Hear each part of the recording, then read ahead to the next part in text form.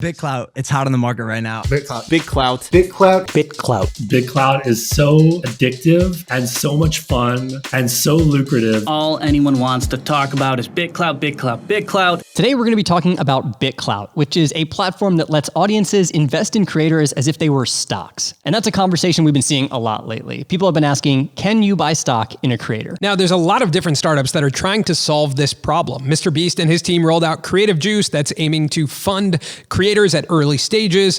We also had a conversation about how maybe NFTs could be used for something like this. But with BitClout, we're kind of seeing this new wave of being like dead on, hey, this is the stock market for creators, and we're using crypto to do it.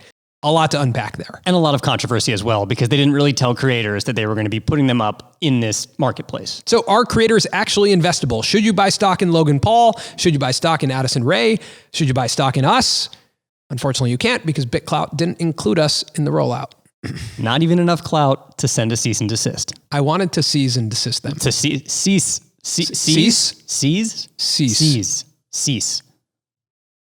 All right, Colin.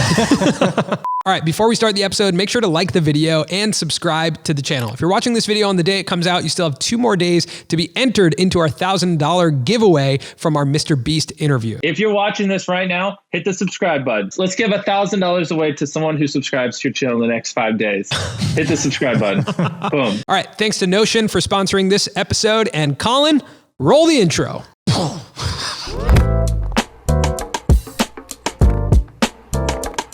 So BitClout is a decentralized social media platform that issues coins, essentially stocks, in creators. Audiences can come and buy the coin of their favorite creators that they believe in. The more coins that are bought, the higher the price goes of that coin. The more people start selling the coins, the lower the price gets. So it really does feel like a stock market. It gives you the price of the coin or the stock. It tells you how many coins are in circulation. It gives you kind of like the highs and the lows. And if you just look at the BitClout website, you have Elon Musk, you have Mr. Beast, you have Logan Paul, Ariana Grande, you have Justin Bieber, like Jake Paul, Mark Cuban. Huge names. Huge names. The issue is that the majority of those people you just mentioned have not signed off and allowed BitClout to issue coins on their behalf. But BitClout is accruing value every time someone buys coins. There's a percentage that goes to BitClout, and there's a percentage that goes, a royalty that goes to the creator. So basically the creator has to come and claim their account, and that's when they get access to the cash. BitClout's found themselves in a couple of lawsuits here. Sarah Dietschy just tweeted that someone's actually impersonating her on BitClout, which is a serious problem because if they're collecting cash on her behalf, that's not a good look. If you go to BitClout's website, you'll see that there's some that have a blue check next to them. That means the creator is like on BitClout. Jake Paul was posting about this saying like, everyone better buy my stock in BitClout. The vernacular around this is crazy, right? Because it really is treating yourself like a publicly traded company and saying, you know, hey, good time to buy stock in me. Let me just read some of BitClout's one-pager on their website. Like it's a confusing website if you just land on it,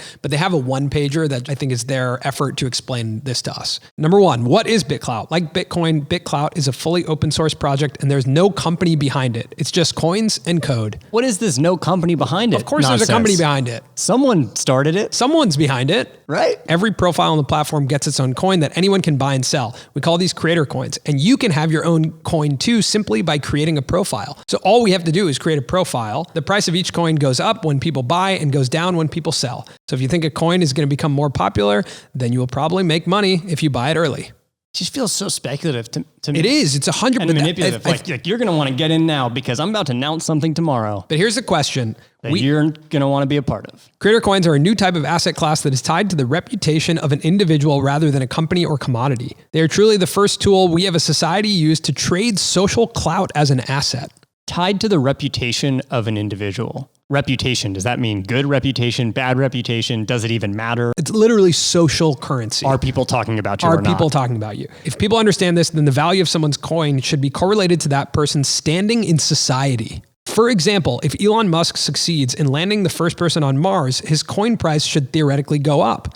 And if in contrast, he makes a racial slur during a press conference, his coin price should theoretically go down. It's weird territory to go into. The line there, should theoretically go down. This feels very Hunger Games to me, like very strange, right?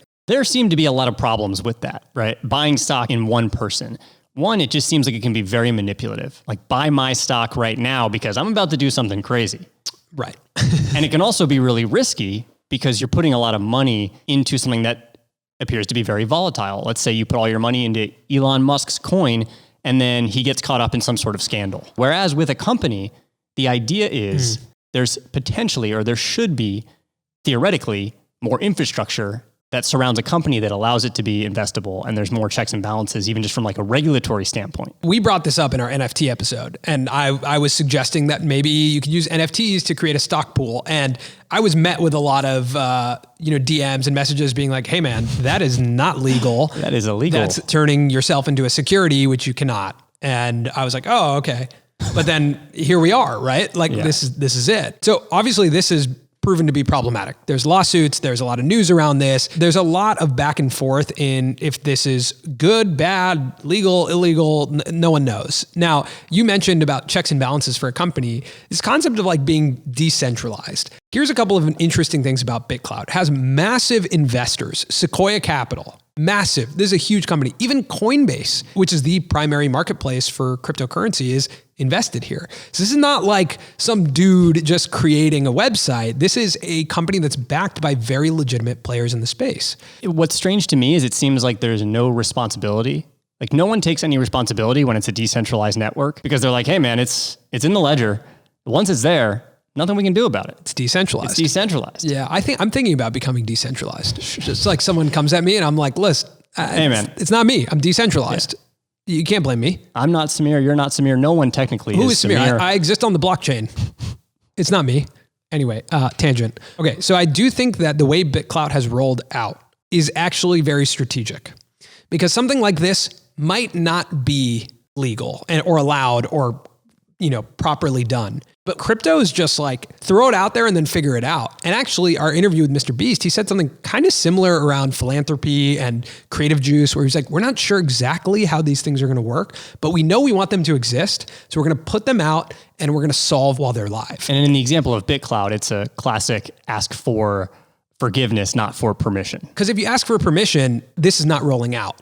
But if you launch it, it's opening up creators' minds to be like, oh yeah, I'm cool if people invest in me. Like, that makes sense. Let's talk about from a creator perspective and an audience perspective. Is this good for creators? Is this good for audiences?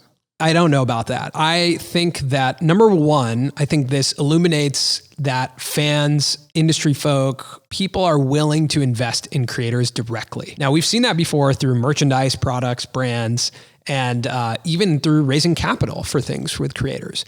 I don't know what it means to invest in a creator. Like, I that's suggesting the creator is an entity, and like, how do you value it? How do you value a creator's coin? Just based on the demand? Is that it? Right. Yeah. I guess that's it. Because what happens in companies, like obviously after a quarterly earnings report, like a company's value can go up or down based on how the company is doing. Are we going to get more transparency into creators? You know what I mean? Like, if you're a shareholder, do you get access to, hey, how much revenue are you doing? How do you know how much a creator's value? Is it all just about clout? Does it have nothing to do with revenue? And that brings up the second point, which is when a fan does value their favorite creator, it's an emotional experience and it's based on emotional things, not really based on data. So we talked about this before around like auction-based pricing for creators. One, your audience is willing to transact with you. Two, it's probably at whatever rate they feel emotionally connected to you, which is like a stock. It's just like wherever the demand goes. If one audience member is like, yeah, you know what? Buying stock in Graham Stephan is worth $18,000 to me. And another one's like, yeah, it's worth $20,000. Then it's like the price just goes up based on how your audience feels. For me, where BitClout offers a lot of potential is in this pseudo Twitter style functionality that they have currently, right? Where you are also, as a creator on the platform, you can post content. I think when it gets interesting, or when it will get interesting, is if a certain amount of coins gets you access. Oh my God. Just spilled my coffee. Yeah. Should we end the episode? Yep, that's a wrap. Okay. Roll the outro. Kidding. Yeah. Where a certain amount of coins will get you exclusive access to content that is posted on that thread, or to certain events with the creator. Like, I think if BitClout can facilitate membership clubs then it's potentially interesting. I like that. That feels, again, it's like membership club. I haven't seen what's on the other side of BitClout. Like once you buy into a creator's coin, how does that work? And I'm just reading here on their website. There's another section here in the one pager. It says, if you buy a coin, you can prioritize messaging, sponsored posts, premium content, distribution and engagement, money likes. This is OnlyFans or Patreon or any other paid membership platform. It's just based in cryptocurrency. So we don't necessarily believe that this is the solution to investing in creators. But what we do believe is that you can invest in creator businesses. And we're going to get into that and talk about our new business and all the above. But first, a quick break to thank the sponsor of this episode, Notion. Being a creator can be overwhelming, especially when you work with someone like Colin, who's pretty disorganized. I mean, I think one of the biggest things is that we're turning from being a YouTube channel into a full company and business. Yeah. And that requires a lot of coordination, a lot of organization, and we just got to work better. It also feels like everyone in the creator space uses Notion. Just search Notion on YouTube and you'll find a ton of creators walking through their Notion setups. This is like a whole category of content that's actually very relaxing to watch. You can take notes, manage tasks, set goals, and so much more in Notion. It's a super customizable tool that helps you save time, increase productivity, and makes it easy to find the information you need. We've been using Notion to work on our new Creator Economy newsletter. The reality is, as we start to scale our team, Colin and I have to build templates to make sure that the content is flowing the way we want it to. We're going to get to the point where we're putting out 2 newsletters a week, and we need to have a really good system, and we need to be really organized to make sure that that can happen, that we can have really quality newsletters on a consistent basis. And Colin and I have to be able to open up Notion, check out the page, see the stories, approve them, make edits on the fly. Everything has to be done remote, super collaboratively, and in an organized fashion to make sure we can get these out alongside with all the content that we're putting out on YouTube. So if you want to get started with Notion, you can do that right now. Just click the link in our description, get set up on Notion, and start getting organized today. Thanks again to Notion for sponsoring this episode. And now, back to the show. I always wanted to say that. Well, you just said it. And now I'm saying it. That's so cool. All right, back to the show. So almost 2 weeks ago, we launched Publish Projects, which is our new company. It's a series of projects all dedicated to empowering the next generation of creators. And our first project is a Creator Economy newsletter. It's something we've been working on, something that we've brought on people to help us with. And it's something that when we look at our business as creators and our future as creators, I would be really comfortable with people investing in these new businesses that we're starting. And when you look at the landscape of the creator economy, that is what I believe is the most investable thing when it comes to creators. I think that creators have this unfair advantage in building businesses. The cost of customer acquisition is low because they already have a built-in audience that they can reach organically. They have the ability to reach millions with the press of a button. They also have a very keen eye to what works on the internet and what people like because they have experience in engaging millions of people through messaging, through storytelling. That's the unfair advantage of a creator. So when you inject them into a clothing brand, when you inject them into a makeup brand, a skincare brand, a food brand, like there's an immediate acceleration and you already have a built-in customer base. And if they partner with the right people, that's where you get sort of this business infrastructure to make sure that when attention is driven by the creator, they can actually follow through from a product perspective. Now, lessons from BitClout and some of the stuff that we're talking about with auction-based pricing is that audiences are also willing to pay a premium if it's their favorite creator. So in the beginning, you have this initial velocity of community and audience and fans coming to your new business, and they are willing to transact at probably higher rates. And so that will set a premium for your business. You see it a lot with clothing lines.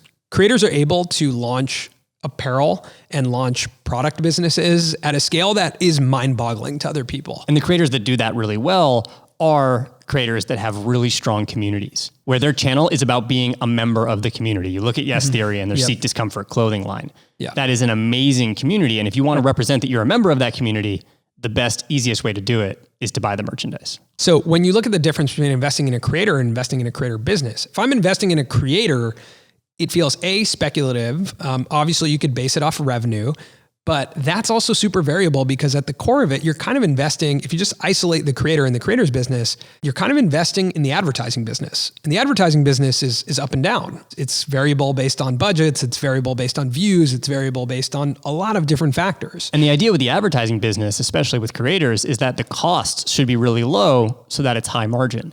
So when you really think about it, where would that investment even go? I think, I guess that investment should go into the broader ecosystem of the creator, but I would rather invest in the clothing line or the product line. Like that's something I'd feel comfortable investing in, especially because it is somewhat protected if done right against the variability of the creator. Like if you build a clothing line properly, the creator can supercharge it. But if they ever want to stop making videos, you still have this clothing line that you can build on. You still have a fan base there. Let alone you could find another creator with a similar audience or a similar value prop and bring them on board to keep the messaging going. Look at what PacSun is doing with Emma Chamberlain. Emma is one of a few in a line of people that have promoted PacSun. Kendall and Kylie Jenner and now Emma Chamberlain. Yep. It would be like if Emma Chamberlain owned PacSun, right? And then as Emma Chamberlain maybe ages out of that demographic, a new younger creator comes on board. And that's the reality. If Emma Chamberlain said that she wanted to make a online retail store, like a Revolve competitor or a Brandy Melville competitor, I would buy stock in that immediately. Totally, yeah. I would invest in that immediately. Now, if given the opportunity right now to invest in Emma Chamberlain, the person, I don't know what that means. So I don't think I would do that. So I think the next iteration of this is investing in creator businesses, thinking about product accelerators that can help creators launch businesses, thinking about mentorship. That's something that we talked about with Mr. Beast, that when you think about investing in a creator, it's more about investing the time and giving them the knowledge to grow. But when I think about putting my dollars into a creator, it's about putting them into the business. Personally, too, I think it was really valuable to have very minimal funds for a long period of time while we figured it out. Going through that process of figuring out what a really good video is on $0 was super valuable. Had we had an injection of capital that made us think all of our videos should cost $10,000 a video, we might be making a lot of really poor decisions. Totally. I mean, here's a frame of reference right now where we're sitting. We're sitting on a table that was gifted to us. We're using a light that was gifted to us. We're using mics that were gifted to us. So in theory, this whole set and this whole production, the cost is time. That allows us to build an actually profitable business. If someone injected us with too much capital and we built a set, we might not be able to actually figure out how to make this show because there's so much pressure on immediately having to make money to pay back whatever the investment is or to show returns to the investor. I don't want that pressure. Now, do I want that pressure in a business we start? Of course, because there's a roadmap. But as a creator, things are very variable. Like you don't want that pressure as a creator. One of my favorite stories is about you going to YouTube 10 years ago and pitching our first company, the Lacrosse Network, to YouTube. And they asked you, how much should a video cost? I said $4,000. And they said, wrong. Yeah. $0. Yeah. I had built this financial model around like, we get one cinematographer, we get one editor, we get a motion graphic. Like I went to film school, so I built out a crew for each video, and they were like, no, it should cost $0 because it's going to take you years to find your format, and you cannot invest. You'll go broke really fast. So if you see some of our first videos on that channel, I'm probably showing one right now, is us shooting straight into a webcam, just talking into a webcam, figuring out what it means to be a creator. So just to close on that thought, I do think that creator businesses are incredibly investable. You're seeing massive companies invest in creator businesses, and that, of course. When you say it like this, it feels that much more impactful. Yeah. Yeah. 100%. Nice. Yeah. Now, sorry, I don't mean, Now there's another thing that I think is important, which is creators as curators. That's something that I think creators should take really seriously. Does the creator actually have to make the business? Or if they have the cash and the capital, should they start a fund where they can curate businesses that they think are good and that they can supercharge? And that's something we're seeing a lot right now, whether it's Logan Paul, Jake Paul, Cody Ko, tons of creators are launching funds. Everyone's a VC. Stands for venture capitalist, if you didn't know. Oh. Now you know. Everyone's a VC. Every single creator we've met who's at a certain scale is investing money into companies. But I think that actually makes a lot of sense for me. Even when I think about NFTs and when NFTs really blew up, and even today, I think where a creator can win is making the first ever digital art gallery and saying, I'm going to curate the best NFTs. I'm not necessarily going to make mine. I'm going to find digital artists that I believe in, and I'm going to make a shop for digital artists. Same thing with companies. I might not be the one to start these companies, but I'm going to find founders. I'm going to find ideas that work because that's my core competency. I'm going to inject capital into those ideas, and then I'll help bring my audience over to multiple companies. That sounds kind of just like an NFT marketplace, like some of these more exclusive marketplaces like Foundation, but where a creator could really win is if they made all of the work themed a certain way that is related to kind of what they do, what they preach, what they talk about. Yeah. And we're seeing this roll out, even like companies like public.com, where in the inverse of a creator being their own stock, it's a creator curating their stocks and saying, these are the stocks that I like. And I do think that creators as curators makes a lot of sense across business, across everything. I think that works. And that's what I would like to see more of. I think creators getting into funds, injecting capital into ideas. Like, I like the core competency of knowing what works, how to reach millions of people, and then having the capital to do it. I like that. A lot of companies need digital natives to learn how to navigate the internet. I think creators can fill that gap. Yeah. I think what creators will need now is education on what it means to be a VC or to invest. Right. But there's a lot of partnerships there. Again, you just partner with someone that knows, and then you have the core competency of knowing what's going to work on the internet. That makes sense to me. Should we put my BitClout up against your BitClout and just really get into it? That's a good idea. A battle for the ages. That's a good idea. Yeah, that's an idea. That feels like a good way to end this company. Yeah, just burn this down. Just each of us make the best content we can just to raise as much individually crypto as possible, and then we both just decentralize ourselves on the blockchain and never see each other again. See ya. By the way, just to tie back to the title and thumbnail of this episode, I actually think it's a pretty good time to buy stock in Logan Paul. Yeah, it actually probably is. It's probably a good time. Yeah, seems like he's on the come up. Yeah, he's on the come up. WrestleMania. Super cool to be here in the Thunderdome. Excited to be in a WWE ring for the first time. By the way, Masked Singer? What? Yeah, huh? No, he's just doing a lot of stuff. Like, he's got the fight with Floyd Mayweather coming up this year. SNL's taking shots at him, which is probably a good sign. It's a good thing. Yeah. Anyway. Should we? Maybe we should. Maybe we should. Just as an experiment. Yeah. Let us know go to BitClout and look at the creators that are on there and let us know, and we will buy someone's clout, BitClout. Yeah. And just experiment and see what happens with it. Also, this is not investment advice at all. No investment advice here.